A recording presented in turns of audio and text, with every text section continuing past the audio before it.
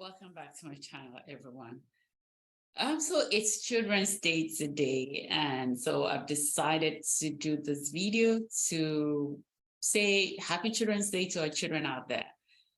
And I've called this, I don't know if it's going to be serious yet, but I've called this Dear Young People.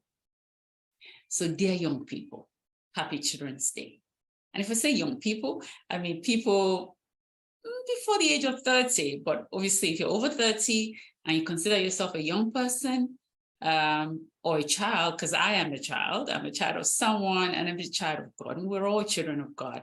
So in that sense, the video is for everyone. But specifically, I want to address young people. And I said earlier, young people, people below the age of 30. I've had the privilege of working with young people for a number of years. Almost 20 now. And what I tend to do is to help them, develop character, help them develop as mature adults. But I also help in a special way to help them, have good communication, healthy communication with their siblings and with their parents. Because what tends to happen is, when children are growing and they're becoming preteens or teenagers or young adults, communication becomes a bit difficult between parents and their children. And the children are saying one thing, the parents are hearing a different thing, or the parents are saying one thing, the children are hearing a different thing. And that happens especially because growth is taking place in the children.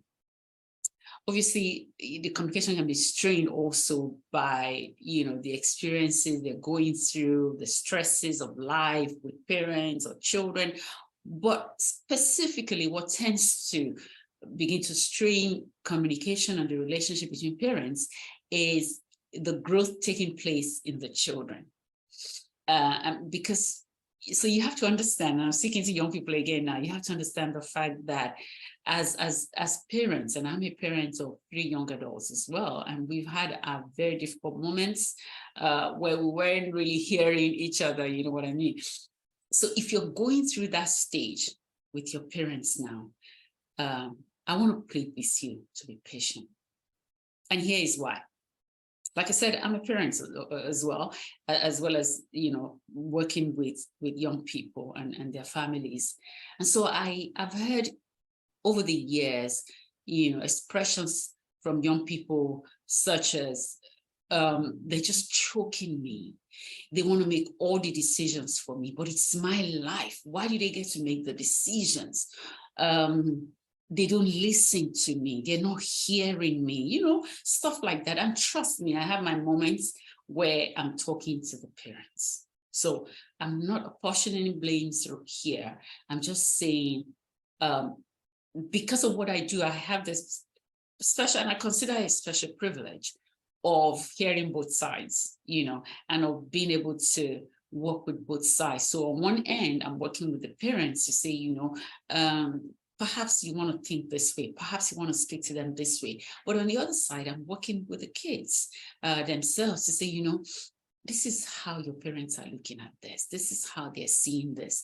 So oftentimes, by the grace of God, I'm able to sort of put the two together to help them communicate better, all right? And so what I want to say to you today, being Children's Day, and I know the day is over in some parts of the world, and it's half day where I am here, some are rounding up right now, but this message is going to be there forever, and it's relevant for a long time to come. So I'm just saying, from the perspective of the parents, you were once totally dependent on them. And once they took all the decisions for you. And don't get me wrong, I know most sane parents, I want to say 100% of sane parents, except a parent has some mental issues or, just some out of the world kind of situation. Most parents love their children more than they love themselves. I mean, totally.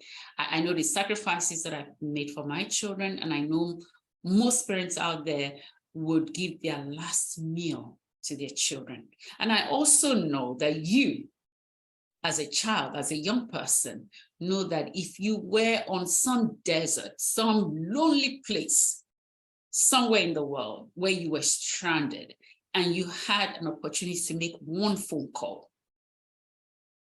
I can guess who you're going to be calling, right? Yeah, the guess is good as mine. You're going to be calling your parents more often than not, because you know that they are the one people, the one person that would drop everything they're doing and come out and get you, right? So for that reason, at least in most cases, that's how it is. For that reason, I want to plead with you, because it's Children's Day, to honor your parents. And what do I mean by honor?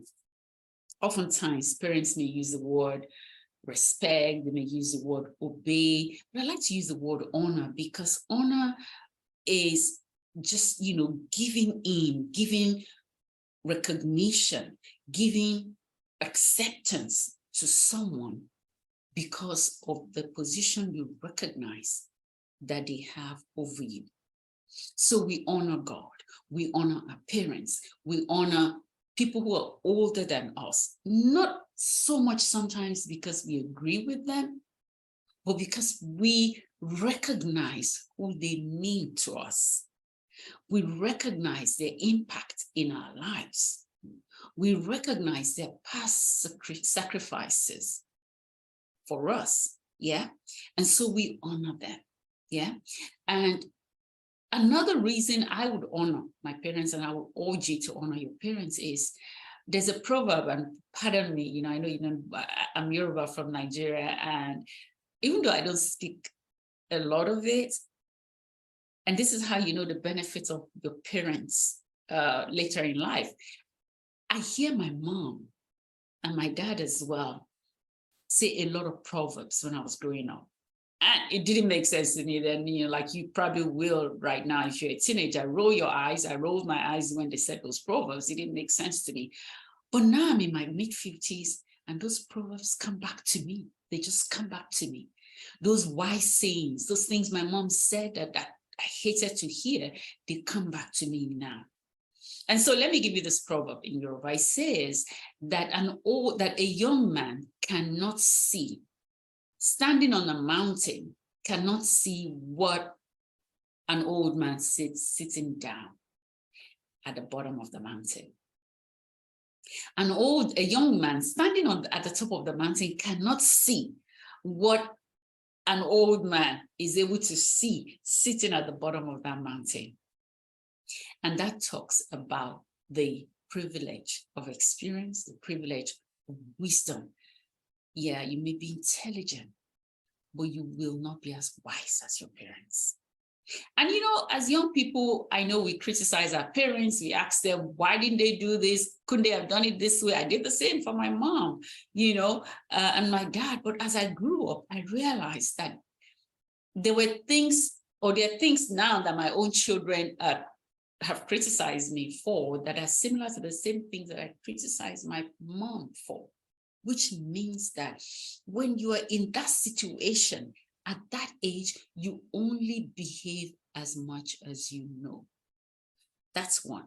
Second thing is, because there are a lot of things going on, you take decisions, at least as a parent, not based on your own interest, but you take a decision based on your children's interests to the best of your knowledge.